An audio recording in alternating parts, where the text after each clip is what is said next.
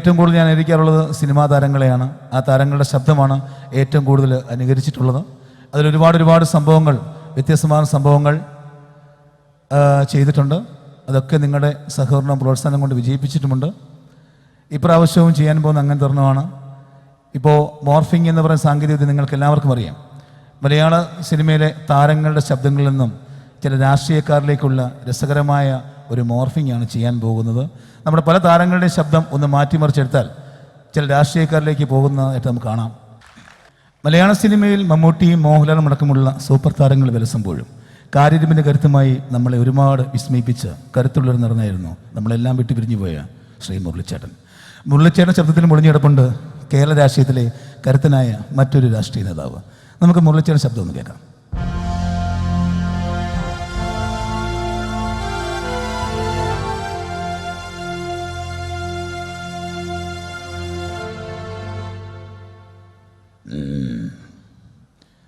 Mister Viswanathan, ജീവിതത്തിൽ ആദ്യമായി നിന്റെ വിറയാർന്ന കൈകളിലേക്ക് ഒരു ആയുധമെടുത്ത് പിടിപ്പിച്ചു തന്നിട്ട് അതേതോ പ്രാണന്റെ നേരെയും ചൂണ്ടിപ്പിടിക്കാനും ഒടിനാടര പോലും വ്യത്യാസമില്ലാതെ കാഞ്ചി വലിക്കാനും നിന്നെ പഠിപ്പിച്ചത് ഈ ശേഖരന.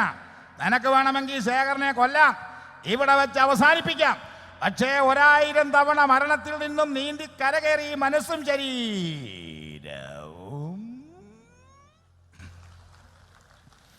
നിന്റെ മുന്നിൽ തോറ്റു കാണണമെങ്കിൽ അതിനൊരു 100 ജന്മം കൂടി ജനിക്കണം. നായായിട്ടും നരിയായിട്ടും പിന്നെ നരനായിട്ടും. മനസ്സിലായോടാ?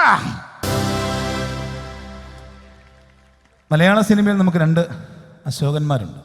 ഒന്ന് ഹരിശ്രീയെക്കുറിച്ച് അശോകനുമുണ്ട്, പിന്നെ അടൂർ ഗോപാൽ സാർ സിനിമകളിലൊക്കെ ശ്രദ്ധേയമായ വേഷം ചെയ്ത മറ്റൊരു അശോകനുമുണ്ട്. ആ അശോകൻ ശബ്ദത്തിന് മുടിഞ്ഞു കിടപ്പുണ്ട് കേരള രാഷ്ട്രത്തിലെ മറ്റൊരു കരുത്തനായ നേതാവ്.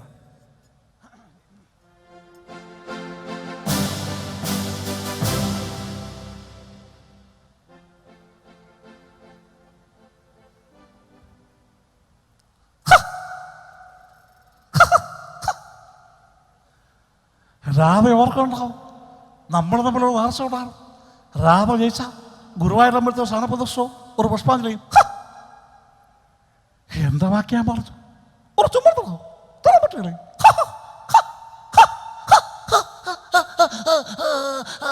ഗവൺമെന്റ് എന്ന് പറയുന്നത്, അതായത് ഐക്യ ജനാധിപത്യ മുന്നണി ഗവൺമെന്റ്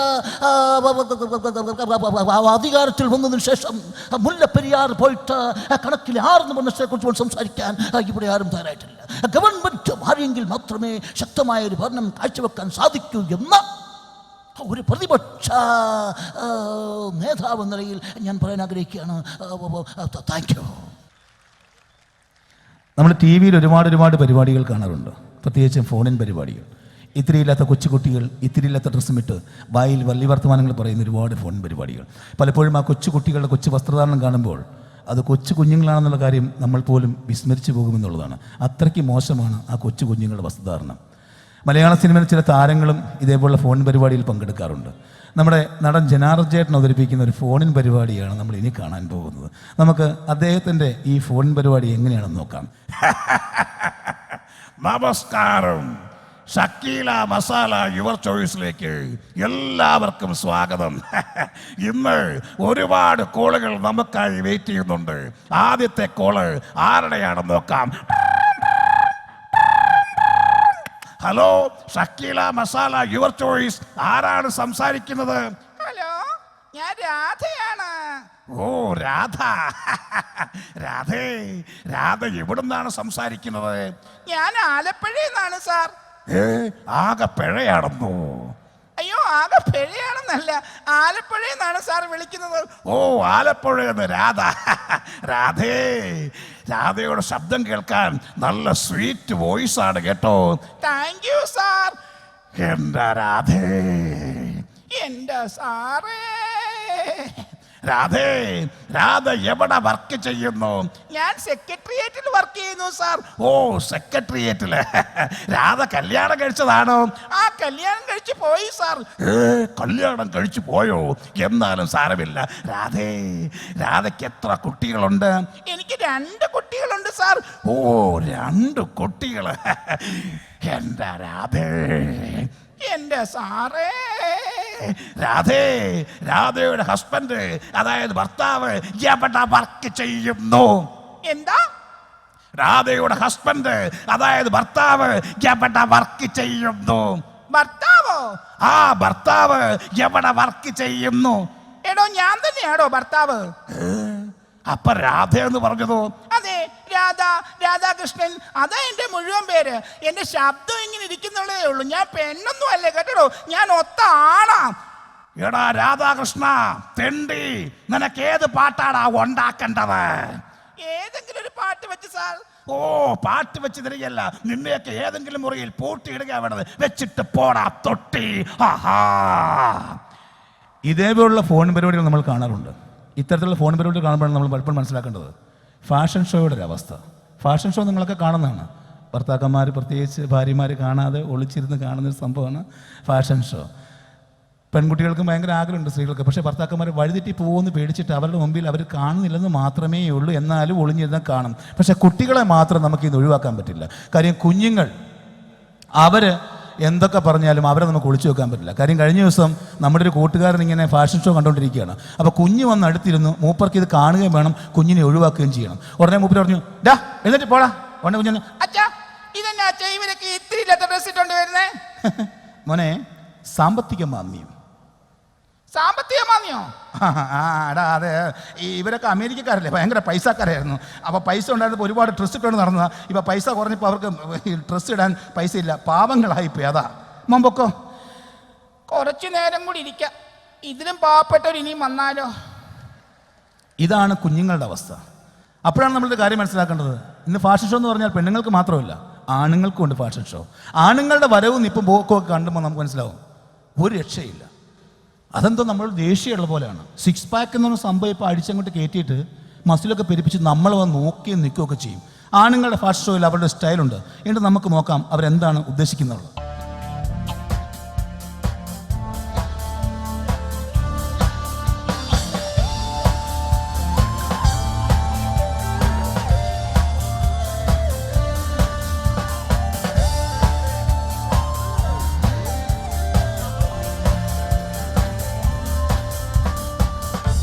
ഇങ്ങനെ ഒന്ന് നോക്കിയിട്ട് പോകും. പക്ഷേ ഈ നോട്ടത്തിന് ഒരുപാട് അർത്ഥങ്ങളുണ്ട്. ഈ നിൽക്കാനും നോക്കാനൊക്കെ പഠിപ്പിക്കുന്നത് റിയൽ എസ്റ്റേറ്റുകാരാണ് ശരിക്കും. അവരൊരു സ്ഥലം വന്ന് കാണും, എന്നിട്ട് അവിടെ എന്തെല്ലാം ഉണ്ടെന്ന് ആദ്യം നോക്കി വെക്കും. കുറേ മരങ്ങളും ഒക്കെ കുറേ നോക്കി വെക്കും. നമുക്കിനി നോക്കാം ഇവരെന്തൊക്കെയാണ് നോക്കി വെക്കുന്നുള്ളത്.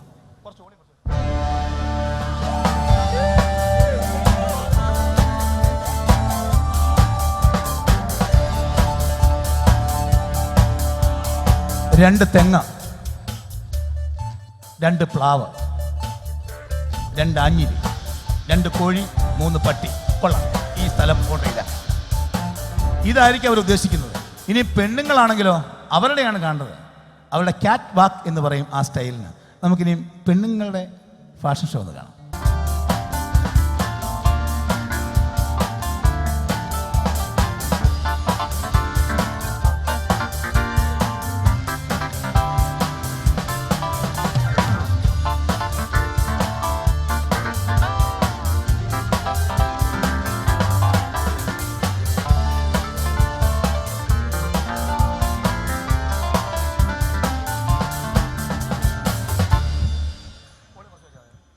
ഇനി ഇവരൊക്കെ മനസ്സിൽ എന്തൊക്കെയോ കാണുന്നുണ്ട്.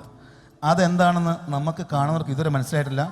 പക്ഷേ ഇതാണ് അവർ മനസ്സുദ്ദേശിക്കുന്നത്. നമുക്ക് ഈ ഫാസ്റ്റ് ഷോ ഒന്നുകൂടെ റീവൈൻഡ് ചെയ്ത് കാണാം.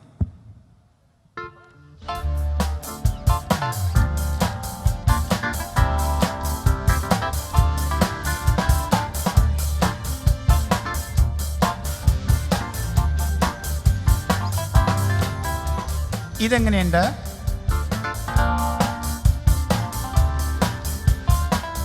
ഇതോ? ഇതാണോ ഇഷ്ടപ്പെട്ടെ? ഇല്ലെങ്കിൽ ഇതെങ്കിലും കാണോ പ്ലീസ്. ഇനിയെങ്കിലും കാണാൻ മനസ്സിലാക്കുള്ളൂ, എന്തെങ്കിലുമൊക്കെ അവർ കാണുന്നുണ്ട്. സിനിമ നമുക്ക് കാണാൻ ഇഷ്ടമാണ്. അത് മലയാള സിനിമയിലും തമിഴ് സിനിമയിലും ഹിന്ദി സിനിമയിലും തെലുങ്ക് സിനിമയിലും കന്നഡ സിനിമയിലൊക്കെ സിനിമയുടെ ഒത്തിരി ഇഷ്ടമുണ്ട്. പക്ഷേ പലപ്പോഴും ഈ ഇംഗ്ലീഷ് സിനിമകൾ പല ഭാഷകളിലേക്ക് മൊഴിമാറ്റം ചെയ്യുമ്പോഴാണ് അതിനൊരു ബുദ്ധിമുട്ട് മനസ്സിലാവുകയുള്ളൂ. പ്രത്യേകിച്ചും ഇംഗ്ലീഷ് സിനിമകൾ നമ്മുടെ തമിഴിലേക്കൊക്കെ മൊഴിമാറ്റം ചെയ്യാറുണ്ട്. മിക്കപ്പോഴും നമ്മുടെ തമിഴ് ചാനലിലാണ് ഇത് കാണാറുള്ളത്. സ്റ്റീഫൻ സ്പിൽബർഗിൻ്റെ ജുറാസിക് പാർക്ക് എന്ന് പറയുന്ന സിനിമ നമുക്ക് തമിഴിലേക്ക് ഒന്ന് മൊഴിമാറ്റം ചെയ്ത് കാണാം. சின்ன திரைகளில் வர்ண கோலங்கள் படைக்கும் உங்கள் ராஸ் டிவியில் இன்று இரவு 8:30 ஹாலிவுட் சூப்பர் ஹிட் திரைப்படம் ஜுராசிக் பூங்காவனம் காண தவறாதீங்கள்.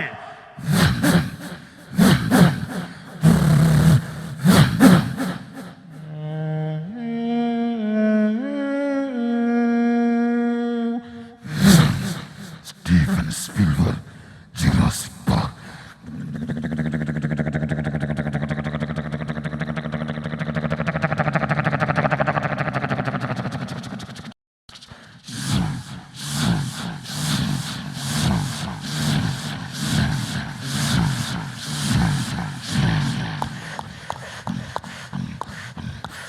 முனியாண்டி, இந்த இரவுக்கு நீ எங்க போனடா?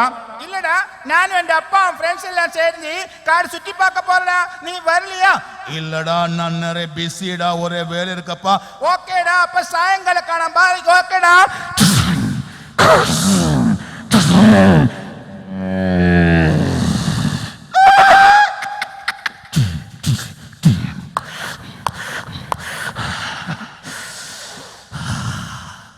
அப்பா, என்ன குளிரு, என்ன குளிரு.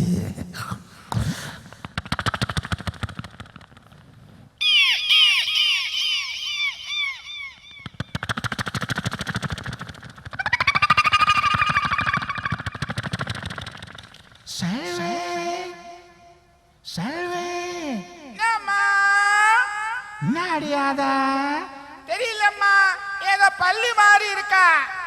அப்படியா? நான் பயந்துட்டாடா.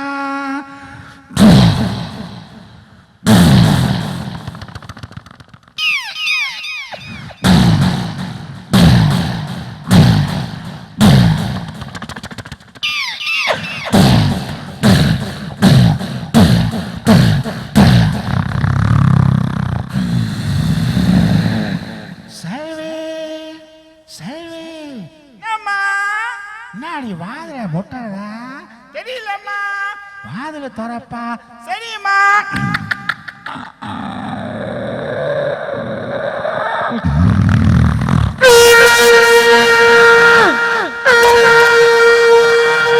அம்மா காப்பாத்துங்க, பெரிய ஓந்து வந்துட்டாங்க. அம்மா காப்பாத்துங்க, பெரிய ஓந்து வந்துட்டாங்க.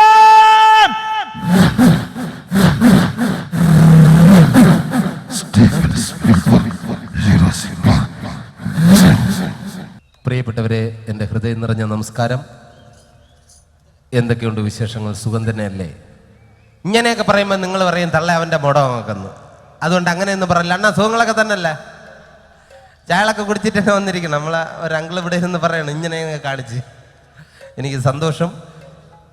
എന്തായാലും ഈ ഒരു വലിയ ഉത്സവത്തിൽ പങ്കെടുക്കാൻ കഴിഞ്ഞാൽ എനിക്ക് അതിയായ സന്തോഷമുണ്ട്. നിങ്ങൾ കണ്ടതും കേട്ടതുമായ ചില നമ്പറിലേക്ക് കടക്കുകയാണ്. കാരണം ഇത് കൂടുതൽ സംസാരിച്ച് ദീർഘിപ്പിക്കാത്തത് ഇനിയും ഒരുപാട് പേര് ഇവിടെ വെയിറ്റിങ്ങിലാണ്. അപ്പോൾ എനിക്കിനി തിരുവനന്തപുരത്ത് പോകാനുള്ളത് കൊണ്ട് ഞാനിങ്ങനെ പറഞ്ഞു, അണ്ണാ ഞാനും കൂടെ വരട്ടെ അണ്ണാ, അടുത്ത എന്നെ ഒന്ന് വിളിയണ്ണ എന്ന് കാല് പിടിച്ചപ്പോൾ ഓക്കെ എന്നാൽ നീ കരടേ ഇങ്ങനെയൊക്കെ പറഞ്ഞു. അപ്പോൾ എന്തായാലും മുടയിലൊന്നുമല്ല, വളരെ നന്നായിട്ട് തന്നെ ബിഹേവ് ചെയ്തു. എന്തായാലും ഇവിടെ എത്തി, സന്തോഷമുണ്ട്. ഇനി നിങ്ങൾ കണ്ടത ചില നമ്പറുകൾ ഞാൻ അവതരിപ്പിക്കുകയാണ്. അതായത് സിനിമാ താരങ്ങളുടെ ശബ്ദമാണ്. ഈ സിനിമാ താരങ്ങളെ എങ്ങനെ പഠിക്കാം, അതിപ്പോൾ യൂട്യൂബിലും അതുപോലെ തന്നെ പല പ്രോഗ്രാമിലും ടി വിയിലൂടെയൊക്കെ നിങ്ങൾ കണ്ടതാണ്. എന്നാൽ ഇവിടെ വന്ന സ്ഥിതിക്ക് നിങ്ങൾക്ക് വേണ്ടി അത് ഞാൻ ഒന്നുകൂടി ആവർത്തിക്കുകയാണ്. എൻ്റെ കൂടെയുള്ള അവതരിപ്പിക്കാനായിട്ടുള്ള സുഹൃത്തുക്കൾ ആരും വന്നിട്ടില്ല, ഞാൻ മാത്രമേ എത്തിയിട്ടുള്ളൂ. അത് കാരണം ഞാൻ ഒറ്റയ്ക്ക് പെർഫോം ചെയ്യുകയാണ്. നമ്മുടെ മലയാള ചലച്ചിത്രവേദിയിലെ ചില താരങ്ങളെ, അതായത് ഞാൻ നേരത്തെ പറഞ്ഞു, ഇതിനു മുമ്പ് ഞാൻ അനുകരിച്ചിട്ടുള്ളതാണ്. ഇപ്പോൾ നരേന്ദ്രപ്രസാദ് സാറിനെ ഏത് താരങ്ങൾ വേണോ നമുക്ക് ഈസി ആയിട്ട് ഇമിറ്റേറ്റ് ചെയ്ത് പഠിക്കാം. നിങ്ങൾക്കും നാളെ മിമിക്രി ആർട്ടിസ്റ്റുകളാകാം, നേരെ സിനിമയിലേക്ക് വരാം. പിന്നെ വില്ലനായും നായകനായും പിന്നെ എന്ന് വേണ്ട ക്യാരക്ടർ റോളുകളിൽ എല്ലാവർക്കും വരാം. ദയവ് ചെയ്ത് കൊമേഡിയനായിട്ട് ഈ അടുത്ത കാലത്ത് ഇനി മലയാള സിനിമയിലോട്ട് ആരും വരരുത്. വലിയ ദിവസമൊന്നും വേണ്ട, ഒരു 10-15 വർഷത്തേക്ക്, അല്ലെങ്കിൽ ഞാൻ ചത്തതിന് ശേഷം വന്നാൽ മതി. ഇങ്ങനെയൊക്കെ പറയാം, അതൊക്കെ വെറുതെയാണ്. പുതിയ പുതിയ ആൾക്കാർ വരുമ്പോഴേ കൂടുതൽ ഇൻഡസ്ട്രി കൂടുതൽ വികസിക്കും. അത് വേണം, ഒരു മത്സര ബുദ്ധി വേണം. അപ്പോൾ നമ്മുടെ നരേന്ദ്രപ്രസാദ് സാറിനെ ഇമിറ്റേറ്റ് ചെയ്യാൻ വളരെ ഈസിയാണ്. നരേന്ദ്രപ്രസാദ് സാറിൻ്റെ കൈകളുടെ ആക്ഷൻ കിട്ടാൻ വേണ്ടിയിട്ട് വേറെ ഒന്നും വേണ്ട, 2 നാരങ്ങ എടുത്ത് കയ്യിൽ പിടിക്കുക, ഒന്ന് എറിഞ്ഞു പിടിക്കാനായിട്ട് ശ്രമിക്കുക. ദാ കണ്ട, ഇങ്ങനെ എറിഞ്ഞു പിടിക്കുമ്പോൾ കറക്റ്റ് കൈകളുടെ ആക്ഷൻ കിട്ടും. പിന്നെ മുഖത്ത് വരുന്ന എക്സ്പ്രഷൻ, അതിന് വേണ്ടിയിട്ട് വേറെ ഒന്നും വേണ്ട, മുന്നിലിരിക്കുന്ന ആൾക്കാരെയൊക്കെ അസലായിട്ട് കൊഞ്ഞണം കുത്തിയാൽ മാത്രം മതി.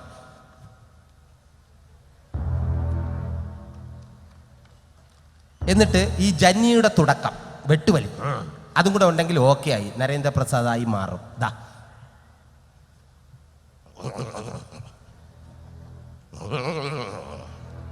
ഇനി പാറപ്പുറത്ത് ചുരട്ടേറ്റ് പിടിക്കുന്ന സൗണ്ടാ. 16 കൊല്ലം മുമ്പ് നെറ്റി പിളർന്ന് ചോര വീണ പുഴക്കരയിലെ പൂഴിമണ്ണ് വാരി കയ്യിലെടുത്ത് ഈ അപ്പനൊരു പ്രതിജ്ഞ എടുത്തിരുന്നു. അത് മാറ്റാൻ സൂര്യൻ പടിഞ്ഞാറ് മുതിച്ചു തുടങ്ങിയിട്ടില്ലല്ലോ. കണിമംഗലം കോവിലകത്തിന്റെ നാശം പൂർണ്ണമാകട്ടെ, അതിന്റെ മേൽക്കൂര നിലംപൊത്തട്ടെ, എന്നിട്ട് ആലോചിക്കാം അപ്പന്റെ വാക്ക് മാറ്റുന്ന കാര്യം. ഇനി എനിക്കൊന്നും പറയാനില്ല, കേൾക്കാനും ആയുസ്സിനു വേണ്ടി ഉറക്കെ പ്രാർത്ഥിച്ചു കൊള്ളുക. ആയുഷ്മാൻ ഭവ. Thank you. ഇനി നമ്മുടെ ഭാവാഭിനയ ചക്രവർത്തി ശ്രീ മധുസാറിനെ ഇമിറ്റേറ്റ് ചെയ്യാൻ ഇതിനേക്കാൾ എളുപ്പമാണ്. കാരണം ഈ പുള്ളിയുടെ ആ രൂപമെല്ലാം ശ്രദ്ധിച്ചാൽ നമുക്ക് മനസ്സിലാവും. മുഖം, പ്രത്യേകിച്ച് ഫേസ് ശ്രദ്ധിച്ചു കഴിഞ്ഞാൽ ഒരുപാട് ഭാവങ്ങൾ പാണ്ഡ്യ ലോറിക്കൊക്കെ വന്ന് മുഖത്ത് തള്ളിയിട്ട് പോകും. ആ മൈന്യൂട്ടായിട്ടുള്ള ഭാവം പോലും നമ്മൾ നോക്കി പഠിച്ചു കഴിഞ്ഞാൽ നമുക്ക് മനസ്സിലാവും എങ്ങനെയാണ് ഇതുണ്ടായതെന്ന്. അപ്പോൾ ഞാൻ കണ്ടുപിടിച്ചപ്പോൾ എനിക്ക് വളരെ ഈസി ആയിട്ട് കിട്ടി. വേറൊന്നുമല്ല, പുള്ളിയുടെ ആ ഭാവം മുഖത്ത് വരാൻ വേണ്ടിയിട്ട്, മുഖത്തിൻ്റെ കാര്യം ഇവിടെ നിൽക്കട്ടെ, കൈകളുടെ സംഭവം റെഡി ചെയ്യാൻ വേണ്ടി വേറെ ഒന്നും വേണ്ട. നമ്മൾ സൈക്കിൾ വിട്ടാൽ അറിയാമല്ലോ, കൈ കൊണ്ട് സൈക്കിൾ വിട്ടുക. ദാ ബ്രേക്ക്, തിരിച്ച് കറക്കുക, റിവേഴ്സ്. ഇനി ഇടത്തെ കാലം ആർക്കും വേണ്ട, അത് എടുത്ത് എറിഞ്ഞ് നടക്കുക.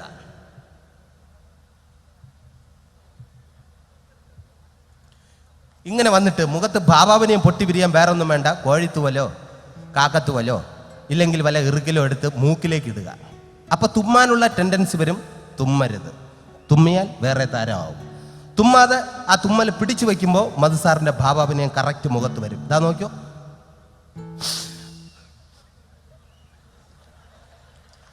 തുമ്മിയാ പോയി, തുമ്മരുത്, വീണ്ടും കുത്തുക.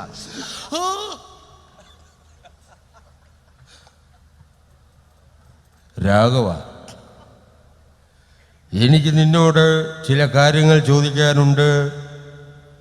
ആ കല്യാണിയമ്മയുടെ മകൾ രാജലക്ഷ്മിയുമായി നിനക്കെന്താടാ ബന്ധം? ഇടയ്ക്കിടയ്ക്ക് കുത്തണം. നിനക്കെന്താടാ ബന്ധം? ചോദിച്ചത് കേട്ടില്ലേ? പ്രേമമൊന്നും മണ്ണാങ്കട്ടെന്നും പറഞ്ഞ് അവളുടെ പുറകെ നടന്നിട്ട് ഒടുവിൽ എല്ലാം കഴിഞ്ഞപ്പോൾ നിനക്കവളെ വേണ്ടാതായി. ഇല്ലടാ പട്ടി, പൊക്കോന്റെ മുമ്പിൽ നിന്ന് പോകാൻ എന്ന് പറഞ്ഞതിന് ശേഷം കുറച്ച് ഭാവാവിനെയും ഭാര്യ ബദറും. അത് നമുക്കുള്ളതല്ല, നാട്ടുകാർക്കുള്ളതാണ്. അത് ഞാൻ മധുസാറിനോട് ചോദിച്ചു, സാർ എന്തെങ്കിലും ഡയലോഗ് പറഞ്ഞതിന് ശേഷം പിന്നെ എന്താണ് സാർ കുറച്ചും കൂടെ ഇട്ടിട്ട് പോകുന്നത്? അതിടാൻ വേണ്ടി വേറൊന്നുമില്ല, നീ എന്നെ കളിയാക്കുന്ന മാതിരി എന്നെ ചെയ്താൽ മതി. അതെ, പോകാൻ എന്ന് പറഞ്ഞതിന് ശേഷം കുറച്ച് മൂക്കിലേക്ക് ഇടുക. പോകാൻ തുമ്മിയാ പോയി, തുമ്മരുത്. ഇനി ഇതുപോലെ തന്നെ വേറെ നമ്മുടെ ആരാധ്യനായ മുഖ്യമന്ത്രി പട്ടച്ചാര എടുക്കുക, അല്പം സ്മെല്ല് ചെയ്യുക. അപ്പോൾ പുള്ളിയുടെ ഫിഗർ ഏകദേശം റെഡിയാവും.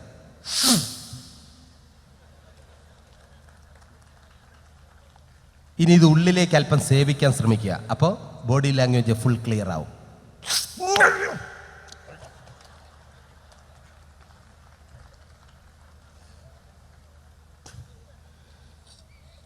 കേരളത്തിൻ്റെ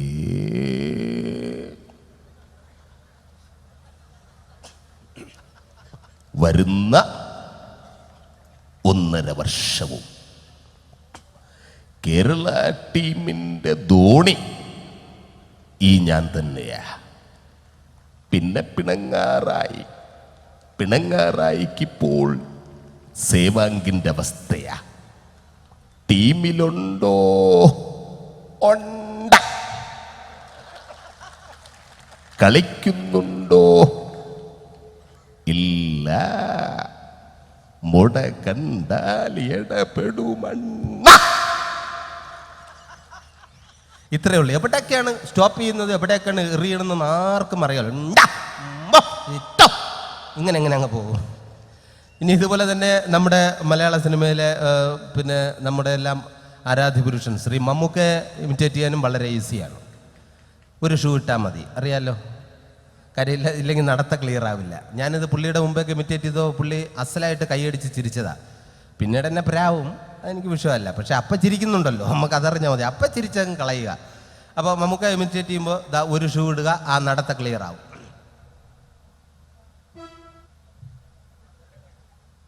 ഫസ്റ്റ് ഡയലോഗിന് ഇടത്തെ കുത്ത്, അതായത് ഇവിടെ 2 ഇഷ്ടിക വച്ചേക്കും, നടുക്ക് ചാന്ത് വിട്ടേക്കും. കറണ്ട് കാണൂല, കൈ കൊണ്ട് കുത്തി നിറയ്ക്കണം. രണ്ടാമത്തെ ഡയലോഗിന് വലത്തെ സൈഡിൽ ചാന്ത് നിറയ്ക്കണം.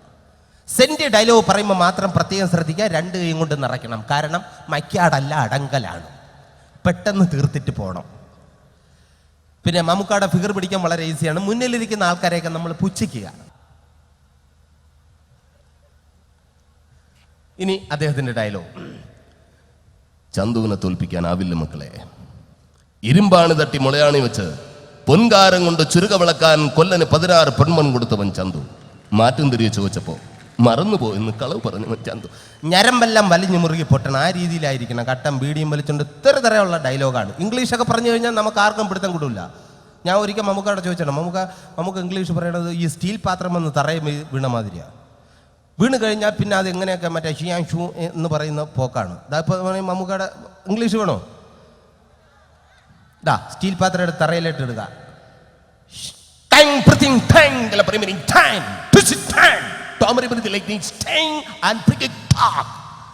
ആർക്കും പിടികിട്ടിയില്ല. ഞാനും ചോദിച്ചിട്ടുണ്ട്. അപ്പം അത് കറക്റ്റ് ഇംഗ്ലീഷ് അറിയുന്നവർക്കൊക്കെ പിടികിട്ടും. നമുക്ക് പ്രത്യേകം ട്രാങ് എന്ന് പറഞ്ഞു കഴിഞ്ഞാൽ ചിലപ്പോഴൊക്കെ പിടികിട്ടും. അപ്പം അത് കഴിഞ്ഞിട്ട് ആറച്ചിരിക്കണേ മൈക്ക് ഓൺ ചെയ്ത് വെച്ചിട്ട്. അപ്പം അത് കഴിഞ്ഞിട്ട് ഇനി ലാലേട്ടൻ ഇമിറ്റേറ്റ് ചെയ്യാൻ ഇതിനേക്കാൾ എളുപ്പമാണ് ഇടത്തേത്തുള്ള 90 ഡിഗ്രി ചരിയുക. അത് വെറുതെ അങ്ങ് ചരിച്ചിടണം. പിന്നെ ആക്ഷൻ കിട്ടാൻ വേണ്ടി വേറെ ഒന്നും വേണ്ട. ഒരു ബോളോ തറയിലേക്ക് വയ്ക്കുക. ഇപ്പോൾ ഫുട്ബോൾ അല്ലെങ്കിൽ പാണ്ടികളി, എന്തെങ്കിലും കളി അറിഞ്ഞേ പറ്റൂ. ഇപ്പോൾ ഫുട്ബോൾ ഉണ്ടെങ്കിൽ ആ ബോൾ തറയിൽ വയ്ക്കുക, കാലുകൊണ്ട് തട്ടി തെറിപ്പിക്കുമ്പോഴത്തേനും പുള്ളിയുടെ ഡാൻസ് ആയിട്ട് മാറും.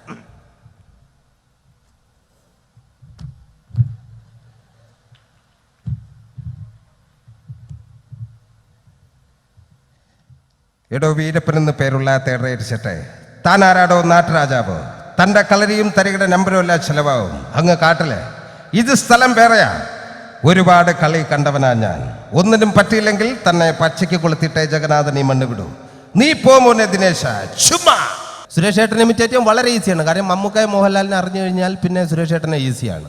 ഇപ്പം ഞാൻ കാണിച്ചു തരാം. എന്താ മമ്മൂട്ടി 25 കിലോ ചാണകം കൊണ്ട് തറയിടുക, ടൈമിംഗ് അനുസരിച്ച് ചവിട്ടുക. മമ്മൂട്ടി ചാണകം ചവിട്ട് മോഹൻലാൽ, വീണ്ടും മമ്മൂട്ടി മോഹൻലാൽ. സ്പീഡാക്കിയാൽ മാത്രം മതി. മമ്മൂട്ടി മോഹൻലാൽ, മമ്മൂട്ടി. കണ്ട, ഇനി എന്ത് ചോദിച്ചാലും വേണ്ട എന്നും കൂടെ പറഞ്ഞേക്കണം.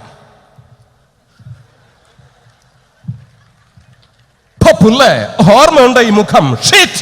ഷീറ്റ് വേണം. പാകൊണ്ടുള്ള ഒരു പരിപാടിക്കും പുള്ളി തയ്യാറല്ല. ആ രീതിയിലായിരിക്കണം പെർഫോമൻസ്. ഇനി നമ്മുടെ നിങ്ങൾ ആവശ്യപ്പെടുന്ന താരങ്ങളെ നിന്ന് ഇമിറ്റേറ്റ് ചെയ്യാനുള്ള സമയമില്ല. എന്നാൽ ഞാൻ ഇമിറ്റേറ്റ് ചെയ്തതിനെ, കാരണം ഒരുപാട് പേര് വെയിറ്റിങ്ങിലാണ്. ഇനി നമ്മുടെ മലയാള സിനിമയിലെ ലാലേട്ടനും നമ്മുടെ പ്രിയപ്പെട്ട ഒരു ചിത്രം ഉണ്ടായിരുന്നു, ദേവാസുരം. ദേവാസുരം എന്ന ചിത്രത്തിൽ നെപ്പോളിയൻ, ചിത്ര, മോഹൻലാൽ, ഇവർ 3 പേരുമായിട്ടുള്ള ഒരു ചെറിയ സീൻ ഞാനിവിടെ അവതരിപ്പിക്കുകയാണ്. നെപ്പോളിയൻ, ചിത്ര, മോഹൻലാൽ. ഒരുപാട് കാലമായടി നീ ഒരു മോഹമായിട്ട് എൻ്റെ മനസ്സിൽ കയറിയിട്ട്. ആദ്യം നീലകണ്ഠൻ, പിന്നെ എൻ്റെ അമ്മാവൻ. ഇനി 7 ആർക്കെങ്കിലും നീ പാവിരിക്കുന്നെങ്കിൽ അതെനിക്ക് തന്നെ ആയിരിക്കണം. അതിനുള്ള യോഗ്യന് ഞാൻ തന്നെ അടി. യോഗ്യത 10 ആളിന്റെ ബലവും ഇരുട്ടിന്റെ മറകവും ഇല്ലാതെ നീലകണ്ഠൻ ഒരു ചുക്കും ചെയ്യാൻ തനിക്കാവില്ല. നിർത്തടി. ചത്താലും തീരില്ല അവന്റെ മഹത്വം. അവന്റെ മരണം എനിക്ക് വ്രതമാടി, വ്രതം. നേരെ പോവുകയാണ് മംഗലശ്ശേരിയിലേക്ക്. അവിടെ ചെന്നപ്പോൾ ലാലേട്ടൻ്റെ കൈയൊക്കെ അടിച്ചോടിച്ചിട്ടേക്കുകയാണ്. അവിടെയും പുള്ളിയുടെ പെർഫോമൻസ് ആണ്. ആരുടെ? വില്ലൻ്റെ. നീലകണ്ഠ, നീ ചത്തിട്ടില്ല എന്നറിഞ്ഞപ്പോഴാ എനിക്ക് കൂടുതൽ സന്തോഷം. ശേഖര, ഞാനെല്ലാം മറക്കാൻ ശ്രമിക്കുകയാണ്. ഇല്ലടാ, നീ അലങ്കോലമാക്കിയ അതേ ഉത്സവം ഇത്രയും പുരുഷാരവ നോക്കി നിൽക്കേ ഞാൻ നിന്നെ തല്ലാൻ പോവാ. പട്ടിയെ തല്ലുന്ന മാതിരി തിരിച്ച് കയ്യങ്ങാൻ ഓർത്തിയാൽ പടക്കം കത്തുന്ന മാതിരി കത്തും. അത് കഴിഞ്ഞു. ഇനി നമ്മുടെ കൊച്ചു പ്രേമേട്ടൻ, ട്രിവാൻഡ്രത്തിൻ്റെ മറ്റൊരു അഭിമാനമാണ് കൊച്ചു പ്രേമൻ. കൊച്ചു പ്രേമേട്ടനെ ഇമിറ്റേറ്റ് ചെയ്യാൻ വളരെ ഈസിയാണ്. നമ്മൾ താല്പര്യമില്ലാത്ത രീതിയിൽ ഇപ്പോൾ ലൊക്കേഷനിലൊക്കെ ചെയ്യുമ്പോൾ ഞാൻ ചോദിക്കും, ചേട്ടാ നമുക്ക് ഇന്ന് ബിരിയാണി ഉണ്ട്, പോയി കഴിക്കാം. നല്ല ചോറും സാമ്പാറൊക്കെ ഉണ്ടെന്ന്, തൈരും പുളിച്ചേരി എല്ലാം ഉണ്ട്. നിങ്ങൾ അമ്മമ്മ മരിച്ചെന്ന് കേട്ടു. എല്ലാം ഒരേ എക്സ്പ്രഷനാണ്, സൗണ്ടിൽ ഒരു വ്യത്യാസവുമില്ല. അപ്പം ആ രീതിയിൽ താല്പര്യമില്ലാത്ത രീതിയിൽ ഡയലോഗ് പറഞ്ഞാൽ മതി, കൊച്ചു പ്രേമനായിട്ട് മാറും. പക്ഷേ ആ പട്ടിയെ വിട്ടുള്ള ഏർപ്പാട് അതത്ര ശരിയായില്ല കേട്ടോ. പട്ടിയുണ്ട് സൂക്ഷിക്കുക എന്ന ബോർഡ് വയ്ക്കുന്ന പോലെ ഇവിടെ മുണ്ട് പറിക്കുന്ന കുട്ടികളുണ്ട് എന്നുകൂടി എഴുതി വയ്ക്കുന്നത് വളരെ നന്നായിരിക്കും. എന്നാ പിന്നെ ഞാനങ്ങോട്ട് താങ്ക് യു. ഇനി നമ്മുടെ പ്രിയങ്കരിയായ ബിന്ദു പണിക്കർ. എടാ അശോക, എനിക്ക് നിന്നോട് ഒരുപാട് കാര്യങ്ങൾ പറയാനുണ്ട്. പണ്ട് ഞാൻ കോളേജിൽ പഠിക്കുമ്പോൾ എനിക്കായിരുന്നു ക്ലാസ്സിൽ ഫസ്റ്റ്. പക്ഷെ റിസൾട്ട് വന്നപ്പോൾ ഞാൻ തോറ്റു. അതെങ്ങനെ? അവറ്റകൾക്ക് എന്നോട് സ്നേഹമില്ലല്ലോ. Thank you. ഇനി ഒരൊറ്റ ചെറിയൊരു നമ്പരോടുകൂടി എൻ്റെ ഈ കലാവിരുന്ന് ഇവിടെ അവസാനിക്കുകയാണ്. നമ്മുടെ മലയാള സിനിമയിൽ പഴയകാല ആക്ഷൻ സൂപ്പർ സ്റ്റാർ ശ്രീ ജയനെ ഇമിറ്റേറ്റ് ചെയ്തുകൊണ്ട് മലയാളത്തിൽ മറ്റ് 2 താരങ്ങളും കൂടെ ഉദയം ചെയ്തു. ഒന്ന് ഭീമൻ രഘു, പിന്നെ ജഗദീഷ്. ഇത് ഞാൻ ജഗദീഷ് ചേട്ടനോട് പറഞ്ഞപ്പോഴും ഭീമൻ രഘു ചേട്ടനോട് പറഞ്ഞപ്പോഴും അവരാരും നമ്മളങ്ങനെ ഇമിറ്റേറ്റ് ചെയ്തിട്ടൊന്നുമില്ല എന്ന് പറഞ്ഞു. ഇനി നിങ്ങൾ തീരുമാനിക്കുക, ഈ ജയൻ എന്ന വ്യക്തിയെ പുള്ളി ഇമിറ്റേറ്റ് ചെയ്തിട്ടുണ്ടോ ഇല്ലയെന്ന്. ആദ്യം അവരുടെ ശബ്ദം. അവിടെ നിൽക്കാൻ നീ എന്നോട് പെമ്പിള്ളേരെ ശല്യം ചെയ്യുന്ന അലബലാദി ഷാജി. ഇനി ഭീമൻ രഘു. ഭരണം മിസ്റ്റർ ഇന്ത്യയോടൻ, ഈ പരപ്പൂമോനെ പണ്ട് പാലക്കാട് വിക്ടോറിയ കോളേജ് മുതൽ അങ്ങ് കണ്ണൂർ കോട്ട മൈതാനം വരെ പട്ടിയെ തല്ലുന്നമാര് തല്ലിയതാ. കുറെ കാലമേടാ കയ്യും കാലൊക്കെ നനക്കിയിട്ട്. ഇത്ര പറയും, പിന്നെ ലാലേട്ടൻ്റെ ഇന്ന് വേഷാടിയും വാങ്ങിച്ചുകൊണ്ട് പോകും. അത് വേറൊരു കഥ. പിന്നെ വരുന്ന ജഗദീഷ് ചേട്ടൻ. എക്സ്ക്യൂസ് മീ, ചേട്ടൻ കാര്യമായിട്ട് പറഞ്ഞതാണോ എനിക്കിട്ടൊന്ന് താങ്ങിയതാണോ? വരട്ടെ. ഇനി ഇവരുടെ ആക്ഷനാണ് ഞാൻ നിങ്ങളുടെ മുമ്പിൽ പ്രദർശിപ്പിക്കുന്നത്. ആദ്യം ജയനെ ഇമിറ്റേറ്റ് ചെയ്തുകൊണ്ടാണ് ഇവർ മറ്റ് 2 പേരും സിനിമയിലേക്ക് എത്തിയത്. ഈ നടത്തയെല്ലാം ആക്ഷൻസ് എല്ലാം കറക്റ്റ് ആയിരിക്കും. അത് ക്ലിയർ ആണെങ്കിൽ മാത്രം കൈയടിച്ചാൽ മതി. ആദ്യം Jayan.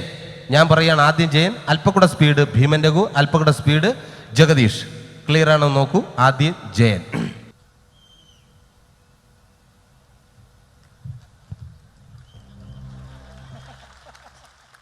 Thank you very much.